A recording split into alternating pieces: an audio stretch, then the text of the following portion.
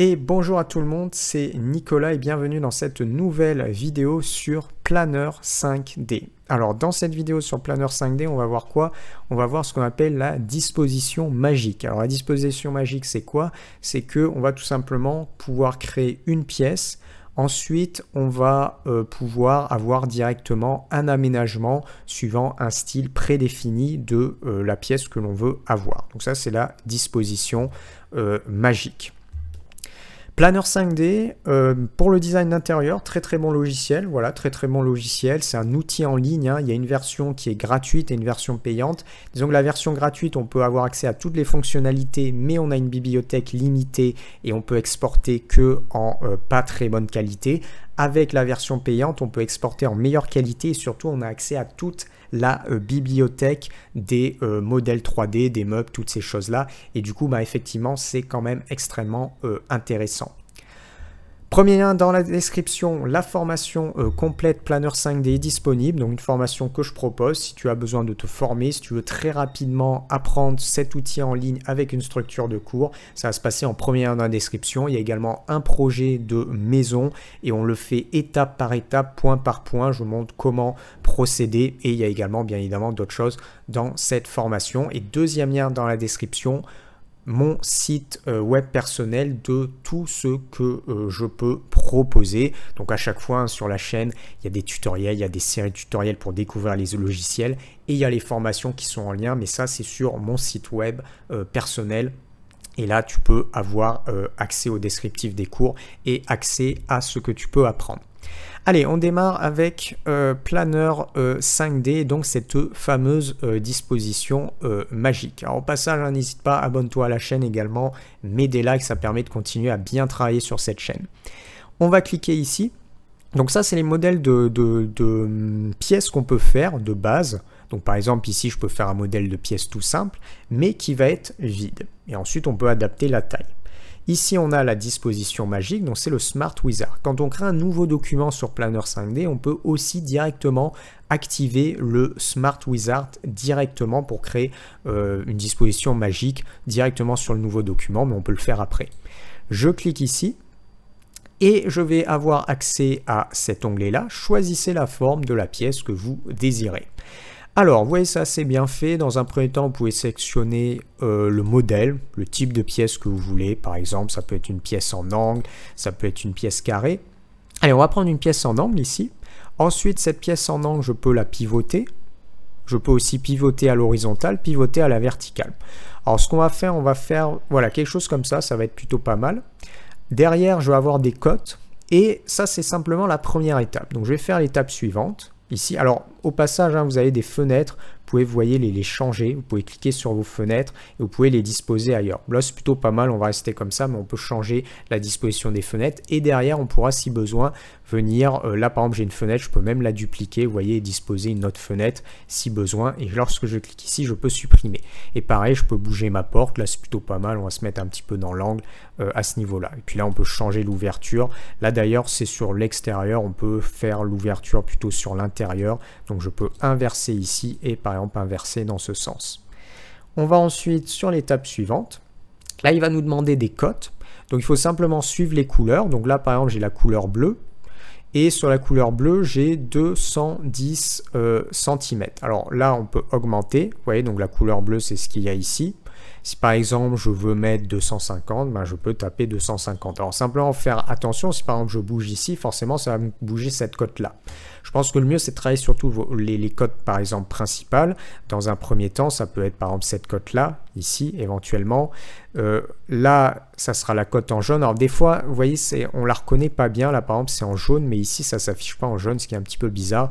Mais vous voyez, là, si on bouge les curseurs, on va bien voir de toute manière à quoi ça correspond. Donc là, on peut redimensionner, on peut réajuster les cotes si besoin. Tac. Alors c'est d'ailleurs ce que je vais faire. Là, par exemple, on va faire une pièce un petit peu plus longue. On va mettre par exemple 600 sur cette cote-là. Là, j'ai la cote orange qui est celle-ci là. Et on va mettre, alors par contre là par exemple ça bouge un petit peu, alors des fois il faut faire attention parce que ça va être en lien, là je vais mettre 300 et ici ce que je vais faire, je vais remettre 600 par exemple. Par contre ça va bouger un petit peu mes cotes. Alors après vous pouvez si besoin venir ajuster. Derrière, on pourra de toute manière ajuster si besoin. Là, on a centimètres, inch, ici. Si vous avez un modèle de pièce carrée, c'est beaucoup plus facile. Hein. Vous avez simplement à rentrer 2 cotes et c'est très facile. Là, c'est pas que c'est compliqué, mais il faut faire un petit peu d'ajustement. Alors, une fois qu'on a fait ça, alors, elle est un petit peu petite encore la pièce, on va l'agrandir un petit peu. Je vais l'agrandir un petit peu, avoir au moins 30 mètres carrés quand même. Voilà, on va faire la chose comme ça. Là, par exemple, j'ai une distance aussi. Si je veux ajuster, je peux ajuster. Ensuite, on passe à l'étape suivante. Donc, le but, c'est de sélectionner quel modèle. Alors là, il va vous mettre créer la magie. Quel modèle on veut. Donc là, je peux sélectionner par exemple un salon, je peux sélectionner une cuisine, chambre. Donc bien évidemment, ça dépend de ce que vous avez. Si par exemple vous faites une petite pièce de 8 mètres carrés et que vous décidez que c'est une salle de bain, vous allez cliquer sur salle de bain. Si c'est là en l'occurrence, ça peut être soit une chambre à coucher, soit un salon. Bah, je vais, admettons, cliquer sur salon. Il va me faire un modèle de pièce. Là, par défaut, on est sur industriel. Je vais sélectionner un style différent. On va prendre par exemple le style japonais. On va attendre un petit peu. Et là, il va me disposer mes éléments avec des matières, des textures et un style qui correspond au style japonais. Alors, on attend un petit peu. Quelque chose qui n'est pas terrible, c'est qu'ils mettent toujours le mur en briques. Ils auraient pu laisser en blanc parce que c'est pas forcément ce qu'on va avoir de plus fréquent, un mur en briques comme ça. Alors, ça met un petit peu de temps. Là, vous voyez, il dispose des éléments, bah, il n'a pas forcément mis grand-chose, vous voyez, c'est assez minimaliste. Ça dépend aussi des tailles de pièces. Si par exemple, je sélectionne un style scandinave, tac, vous voyez là, par exemple, il ne met pas forcément grand-chose ici. Alors, il faut attendre un petit peu que ça charge. Là, quand il y a les éléments qui s'affichent en vert ici, c'est que c'est en train de charger. Après, on peut essayer... ici, on pourrait essayer, pourquoi pas, une chambre à coucher aussi, et ainsi de suite. Vous voyez, ça, c'est un style scandinave, par exemple. Si je prends chambre à coucher, bah forcément, il va me mettre un lit, il va me mettre une armoire, il va me mettre d'autres types de choses. Tac.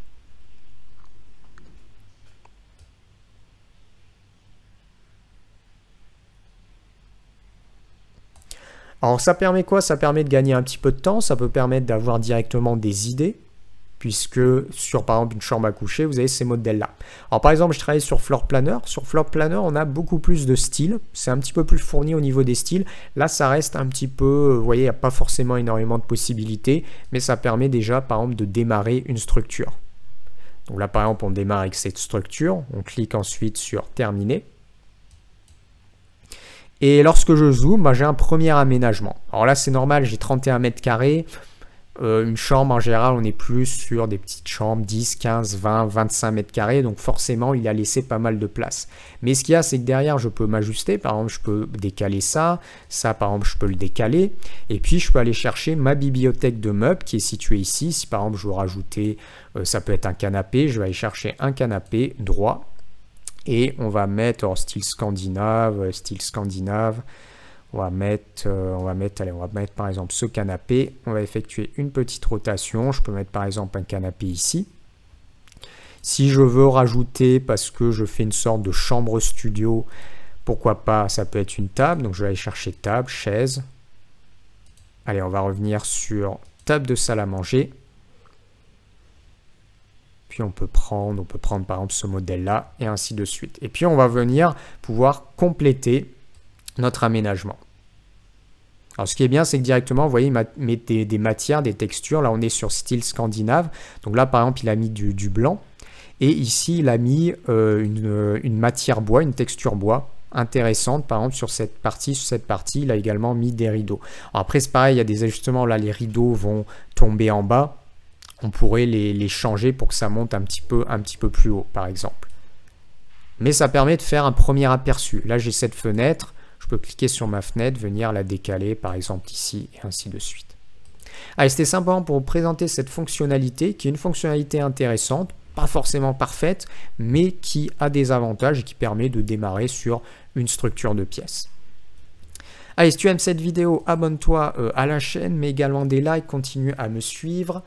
Planner 5D, un logiciel très intéressant pour faire du design d'intérieur. Premier lien dans la description, la formation est complète et disponible. Donc si tu veux une structure de cours étape par étape pour vraiment voir sans que ça parte dans tous les sens, et puis avec également un projet concret de maison. C'est tout ce que l'on voit dans la formation. Tu verras de toute manière le descriptif des modules et des sessions en premier lien dans la description. Deuxième lien dans la description, tu verras mon catalogue de formation sur mon site web personnel. Donc là, il y a des séries de tutoriels qui sont liés à différents logiciels graphiques. Le but, c'est de découvrir ces logiciels, de voir un petit peu ce qu'on peut faire avec ces logiciels. Et derrière, pour aller un petit peu plus loin, il y a les grosses formations que je propose qui sont sur mon site web personnel. Deuxième lien dans la description. Et puis pour une autre vidéo, je te dis à bientôt sur cette chaîne. Ciao, ciao.